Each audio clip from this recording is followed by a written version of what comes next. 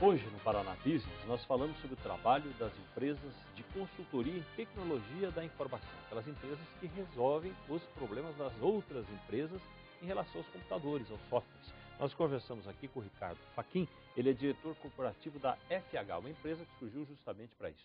E é interessante lembrar, antes de explicar exatamente essa nova etapa da carreira e do mercado, Ricardo, como é que foi a sua formação? Você não pensava em chegar, evidentemente, até aqui nessa área como empreendedor.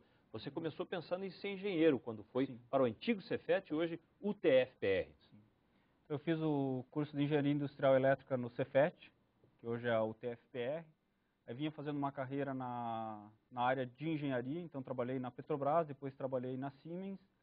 E por volta de 1998, estavam começando aqui no Brasil os primeiros projetos de SAP. Então a SAP é uma empresa alemã, fabricante de softwares para gestão empresarial. E para fazer a implementação dessas soluções aqui no Brasil, a demanda por profissionais eram de pessoas com capacidade intelectual para resolver problemas e que tivessem uma expectativa ou um desejo de crescimento rápido. Então foi me encaixando nesse perfil que eles estavam buscando, pessoas da área técnica, que quisessem aprender mais sobre gestão, que tivessem foco em resolução de problemas e ambição para crescimento. Comecei a trabalhar nessa época então na Plaut, que era uma consultoria alemã que estava fazendo implementações de projetos aqui em Curitiba. E aí, na sequência, a gente abriu a FH Consult. Já são 13 anos, então, de estrada? Estamos há 13 anos no mercado. E para explicar exatamente o que é que você descobriu, então, depois desse longo tempo de trabalho, como oportunidade, e aí jogou todo o seu esforço. Representa você trazer para cá esse sistema que você diz, o SAP, que são soluções de tecnologia para a gestão, para gerir as empresas. Isso. Então, a SAP, ela desenvolveu um software que ele começou para atender o mercado financeiro e depois ele foi adaptado para cobrir os processos industriais, de indústrias relacionados à produção, e ele foi ganhando corpo e cobrindo as demais áreas da empresa. Então, as áreas de vendas, a área de controles de estoque, recursos humanos, finanças, como já foi falado, marketing, e hoje ele consegue cobrir todos os departamentos da empresa. Então, hoje tem soluções para cobrir desde a recepção até o controle de empréstimos ou fluxo que tem de uma empresa com o banco. E aí são modelos gerenciais nos computadores e eles se repetem só fazendo daí a adaptação para cada tipo de negócio? Isso. Os processos que a gente chama core, ou os processos básicos, eles são similares, né? Ou seja, da forma que um hospital paga suas contas, é a mesma forma que uma indústria paga os seus fornecedores. Então, os processos core, eles são similares. O trabalho que nós fazemos é a de personalização dos processos que são específicos, que são os diferenciais de cada segmento ou de cada empresa dentro do seu segmento.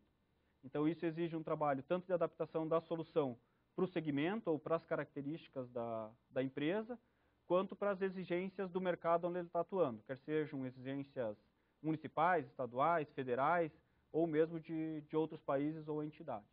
E aí entra um trabalho de adaptação, porque nós temos uma realidade internacional muito diferente. Aqui nós temos tributação, temos uma burocracia que não tem fim. Esses processos têm que ser adaptados ao modelo brasileiro. Tem que ser adaptados. Então, o Brasil ele tem uma legislação tributária relativamente complexa, né? É uma das mais complexas do mundo. São 83 tributos, esses tributos se desdobram em algumas centenas de obrigações e uma infinidade ou alguns milhares de decretos que são publicados semanalmente, fazendo alterações nessa legislação. Então, só para fazer a adaptação de uma solução que é global, que roda em outros países, para que ela atenda à legislação brasileira, demanda um esforço grande. Esse foi um dos nichos que a FH Consulting explorou. Então, nós desenvolvemos a primeira solução fiscal para o Brasil homologada pela SAP. Então, a gente já conta com uma carteira grande de clientes, grandes corporações que estão usando a nossa solução justamente para atender à legislação brasileira quanto à entrega dos tributos.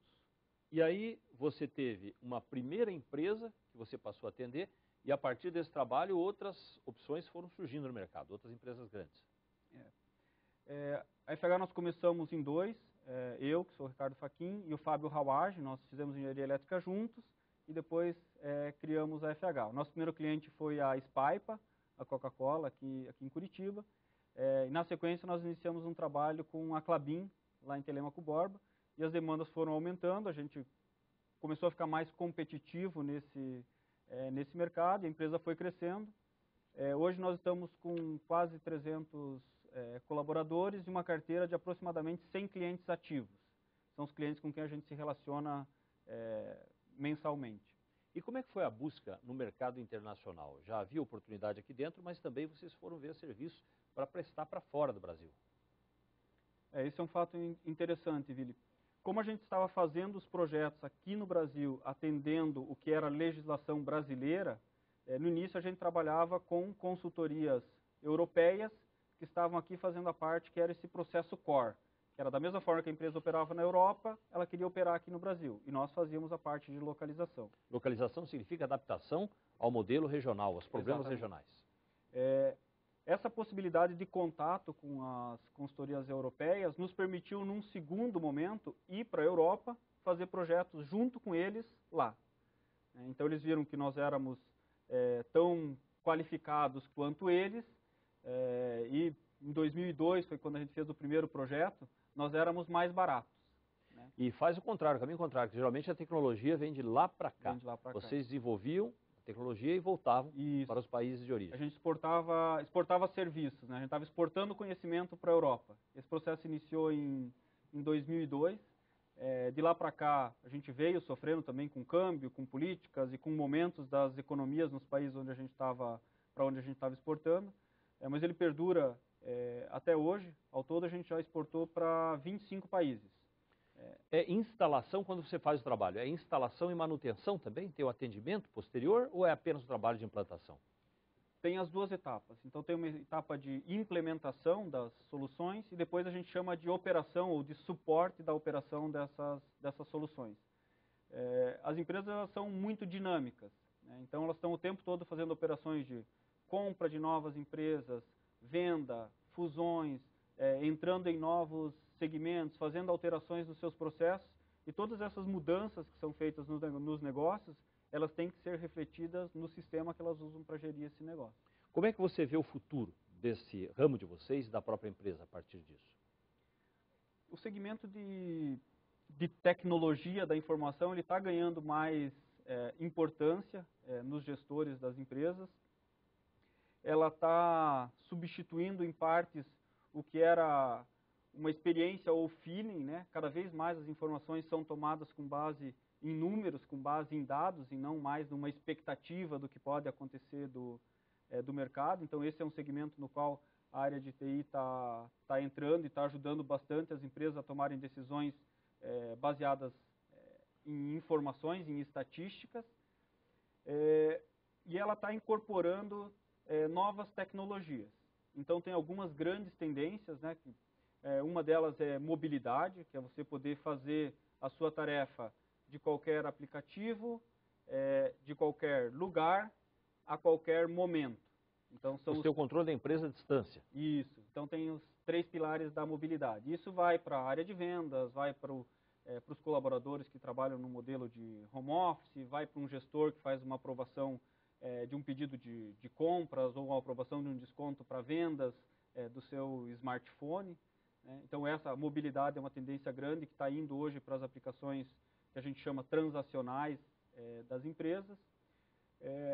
Uma outra grande tendência que está nos permitindo fazer coisas impensáveis é o conceito do Big Data, que é você tratar com grandes volumes de dados, fazer o armazenamento desses grandes volumes e fazer a análise desses dados. Então, é o tipo da tecnologia que está permitindo hoje você ter os carros autônomos, né, que são os carros que conseguem andar na cidade sem nenhuma interação humana. Isso já está acontecendo nos Estados Unidos, está acontecendo na Alemanha, em breve vai ser realidade. É essa tecnologia do Big Data que está sendo usada para isso. E as empresas também estão podendo fazer uso dessa tecnologia para tomar suas decisões. Então, a empresa passa a ter uma visão que não existia antes. O conjunto, o que está acontecendo? Está lucrando, está parada, isso tudo é mais claro? É mais claro, você passa a ter a informação, a gente chama em real time, né? Então, permitiria um grupo varejista, por exemplo, que atua com uma cadeia de, sei lá, 2.000, 3.000 lojas, ele enxergar exatamente o que está sendo vendido naquele instante, em qual loja, quem é o vendedor que está fazendo aquela venda. Tem algumas análises interessantes nesse setor, que é tipo, qual é o horário do dia que a empresa vende mais e que produto que vende. Se você vai trabalhar com escala para um varejista, então se o horário que você mais vende das 2 às 3 da tarde, os seus melhores vendedores você colocaria para trabalhar nesse horário. E uma pessoa que está com menos experiência, você colocaria num horário onde você tem um volume de vendas menor. Mas é o tipo de análise que você só pode fazer você tendo essa informação e nessa granularidade. É informação para estratégia, então, para ter a visão. É informação para estratégia. Nós vamos para o intervalo, estamos conversando aqui com o Ricardo Fachin, ele é diretor corporativo da FH, empresa que fundou com o seu sócio, e que dá esse suporte em tecnologia da informação, trazendo a tecnologia, o que existe mais avançado, para que seja aplicado nas empresas. Já voltamos.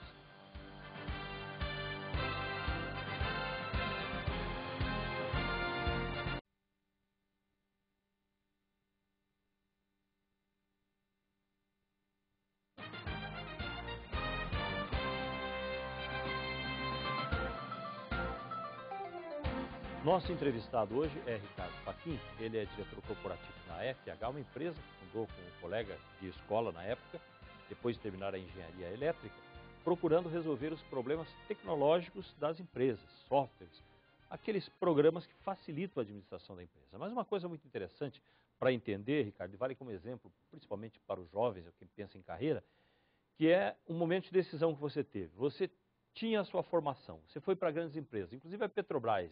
Dificilmente alguém pensaria, vou abandonar o emprego na Petrobras para uma aventura de criar uma empresa própria.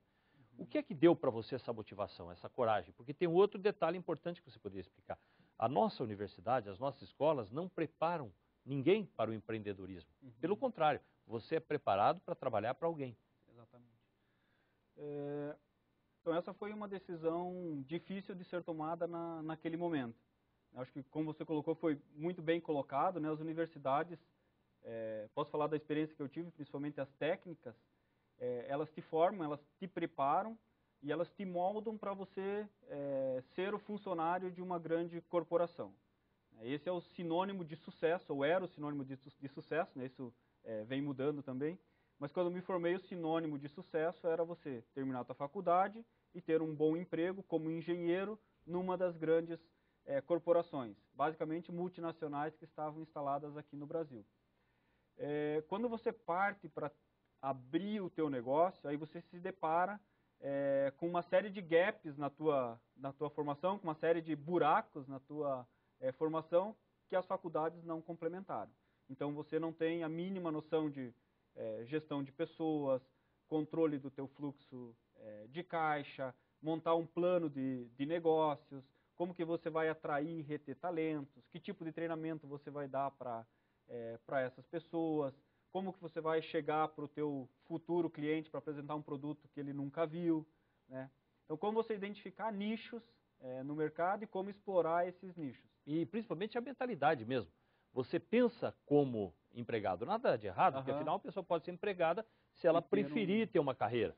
Mas você também tem a possibilidade, qualquer pessoa tem, de pensar no negócio próprio. Foi a sua opção. Sim. Essa questão da mentalidade, eu acho que ela é muito importante, né? Da pessoa sempre se enxergar como dona de uma parte. Se você não é dono do todo, mas você é dono de uma parte. E não com a mentalidade, eu sou um funcionário que recebo um salário, eu tenho que entregar isso e aqui acabou o meu trabalho. Eu acho que tem espaço para os dois perfis no mercado. Eu acho que o que falta no Brasil é um pouco mais de estímulo para esse perfil de pessoas que tem um perfil de empreendedores, né? O mercado o Brasil está crescendo muito, né? Está passando por um momento muito favorável, muitas oportunidades estão surgindo em todos os segmentos, não só no segmento de tecnologia, que é o segmento ao qual eu me dedico, e o que a gente enxerga é que essas oportunidades não estão sendo capturadas. não como poderiam ser, né? Existem já iniciativas, mas elas são muito tímidas. Então, acho que tem um gap que as universidades podem cobrir, que é esse de dar a formação, de dar a base, de dar o conhecimento e de estimular o espírito do empreendedorismo. E tem um outro lado, que é o acesso a capital. Então, eu tive a sorte de escolher um segmento no qual a necessidade de investimento inicial, de capital para iniciar o empreendimento era muito baixa, né? E pude fazer com capital próprio. Que o teu capital em grande parte era intelectual, era o conhecimento. Então nós começamos a empresa com basicamente 2 computadores, um capital de R$10.000 na época. Agora, se você tem uma grande ideia e quer investir e quer entrar num outro segmento onde exige capital, que você tem que ter acesso a esse capital para investimento, é muito difícil de conseguir no Brasil. Então, o que a gente vê no meio de empreendedores que a gente tem contato, as pessoas que têm as melhores ideias, elas vão para os Estados Unidos, elas têm acesso a capital muito mais fácil, é muito rápido para você ter acesso a esse capital, e desenvolvem empresas lá. O que acaba levando os talentos embora, né? Leva os talentos embora, e mais do que os talentos, as receitas geradas com o resultado dessas ideias, elas sempre acabam indo para a matriz, né? Então, é um brasileiro que cria uma empresa nos Estados Unidos e depois pode até voltar a ideia para cá e aplicar aqui, mas o resultado dessa ideia, grande parte dele vai voltar para os Estados Unidos. Hoje, como é que você, quando vai conversar com alguém, porque é uma área nova, muita gente nem sabe do que se trata, o que é que você diz para um possível cliente quando você senta na frente do empresário e vai explicar o que você pode fazer por ele? Tá. Hoje o que a gente se concentra em fazer é entender exatamente quais são os principais problemas que esse empresário tem. A gente chama quais são os seus pontos de dor, né? Quais são as principais dificuldades que você tem no dia a dia do teu negócio. Então a gente não tem uma abordagem por tecnologia ou por software, é uma abordagem completamente voltada para negócio. A gente tenta entender o negócio do cliente, entender os problemas dele e, num segundo momento, nos posicionar com soluções para aqueles problemas. Então, a ideia é que a tecnologia ela seja usada para melhorar a performance da empresa e não só tecnologia por tecnologia, né? Então, você não vai chegar para o empresário, eu quero te vender uma solução de mobilidade porque é bonita, porque é moderna. Não, isso vai aumentar a tua produtividade, você vai ter esse ganho de controle, você vai ter poder tomar essa decisão que você tomava com base numa anotação de papel, você vai poder tomar com base num sistema, isso vai te dar ganhos, vai valorizar a tua empresa. Então é uma abordagem muito mais de negócio e muito mais baseada em números. Tem gente que tem medo da tecnologia ainda? Que imagina, isso não é comigo, não é minha área, é muito complicado, não entendo. Tem esse tipo de coisa ainda? Ou você acha que hoje há um amadurecimento? Eu acho que a resistência à mudança ela é algo que é inerente ao ser humano. Então, tudo que é novo, né, ele gera uma certa desconfiança. Isso é quase que natural. No meio corporativo, nós trabalhamos basicamente com empresas de médio e grande porte. Então, o empresariado ele já está muito habituado a falar em tecnologia, então ele já absorve isso de uma forma mais rápida. Mas sempre que você vem com uma nova tecnologia, tipo a gente comentou aqui de Big Data, não é algo que está no vocabulário, não é algo que é usado no dia a dia. Os primeiros projetos estão acontecendo agora no Brasil usando essas soluções. Então tem um tempo de você fazer a gente chama de uma educação, né? Então primeiro você vai passar os conceitos, você vai discutir, você vai chegar numa linguagem que fique comum tanto para a empresa de tecnologia quanto para o empresário, até você poder depois deixar isso transparente e poder falar de igual para igual só em termos de negócio. Então, acho que uma coisa que a gente faz, primeiro a gente tenta nivelar o conhecimento. Então, se eu tenho um conhecimento alto e a pessoa com quem eu estou falando tem um conhecimento baixo, não adianta eu avançar nesse diálogo que o gap, o espaço, né, o delta de conhecimento é muito grande. Então, primeiro a gente vai até chegar num nivelamento desse conhecimento, e aí isso facilita com que a gente aplique essa tecnologia para resolver os problemas. E aí nós estamos pensando no conceito de consultoria. É diferente. Você tem a situação em que você é um empregado de uma empresa e está ali para resolver os problemas. Uhum. E o consultor é aquele que vem de fora com um conhecimento mais amplo, porque é especializado naquilo, tem o produto, entende o problema da empresa, implanta e depois acompanha para ver o resultado. Acho que essa é uma grande diferença desse segmento em que nós estamos, né? Então, O que a gente enxerga hoje, né? Que um profissional que saiu da faculdade na mesma época que eu e foi trabalhar numa dessas grandes empresas que estão aqui instaladas, ele se desenvolve, né, ele cresce, mas o ritmo de crescimento ele é mais lento do que o profissional que foi para uma empresa de consultoria, que justamente na consultoria você tem essa oportunidade de hoje estar trabalhando com uma empresa do setor de metal mecânica, amanhã você está trabalhando com um varejista, no segundo semestre você vai estar trabalhando com uma empresa do setor financeiro, você trabalhou 2 anos aqui no Brasil, depois foi para um projeto na China, na Índia, na Tailândia, ou nos Estados Unidos, ou na Europa. Você acumula uma diversidade de experiências maior. A hora que você se depara com um problema, você tem um leque maior de cases para você fazer comparativos e falar, pô, para esse problema, essa solução aqui, eu acho que é melhor. Ah, não, para esse outro problema, eu já vi esse problema num outro projeto que eu passei e essa solução aqui parece ser mais adequada.